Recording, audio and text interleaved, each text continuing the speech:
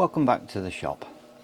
There's no wood turning, but as you've probably seen from the title, I purchased a new 3D printer, but I wanted to sort of try and show the benefits of integrating 3D prints into the workshop. Now, this is one that I've printed earlier, and I will show you where it ends up. But I actually printed 4 and I only needed 3, but they took probably 2 hours. But when you see what it improves, then you will probably appreciate. Then there's also silly ones. This one, it's just a hollow. It's not quite hollow because it's blocked at one end, and that is for storing your jigsaw blades. And again, half an hour to print. So there are lots of things to be of benefit to the workshop having a 3D printer. I'm sure people will say, oh, I don't need one of them, and to a certain extent you can just make it out of a piece of wood. But by designing stuff yourself or downloading it off the internet, people have already done a lot of the hard work for you, and you can just download and print a model. Sometimes they don't fit, but with a little bit of education and practice, you can adjust those models. So I will take you around and show you some of the things I've 3D printed, just to give you an idea. Some of them you'll go, that's actually quite a good idea, and some of them go, yeah, a bit pointless. But we're all different, so let me take the camera off the stand and I will take you around.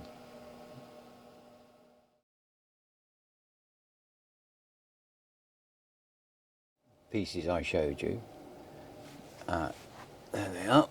There's 1, 2 and 3, and it's a great way of being able to hold different diameter tape up in a space out the way. I mean, this one you can see is actually that big that it probably, well, it certainly won't fall out anyway. And you can even hold the smaller stuff. The dowels I actually made myself.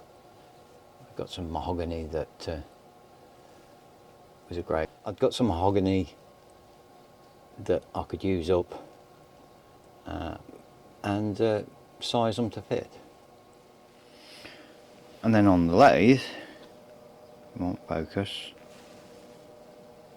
There we go. This is just a protector for the live centre. I mean, I'm sure there's been many a wood turner who's managed to stab themselves in the elbow, and all I did was just 3D print. Let's see if we can get this back into, there we go, hollowed out, printed in one go,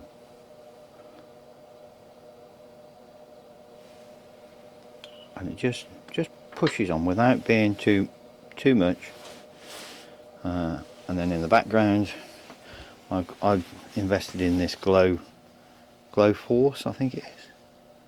Yeah, Glow Force light cable clips. And then I've even gone for another, can't miss that one, can you? Orange, a nice sharp point, but just drops over, nothing too much. Right, these are my sizing spanners.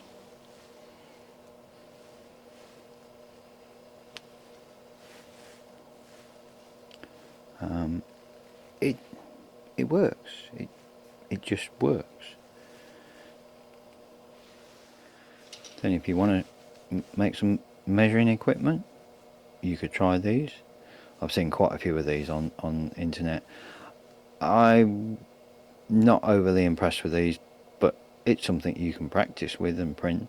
I don't think the print time's very long anyway, so Right, this is the back of my bandsaw,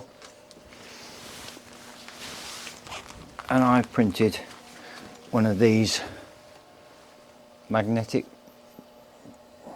dust port adapters. I mean, even the red band clamps, Jubilee clips, whatever you like to call them, they're 3D printed as well. But the good thing is with these is on the other end, this is attached to my dust collector. They just drop into place. I'll put the dots on just so I can. These are alternate polarities. That's why they're like that. Then I turn it round, it just snaps into place. So that's that one. And then also, right in the back, this is the back of my DeWalt table saw, job site saw. So again, same thing.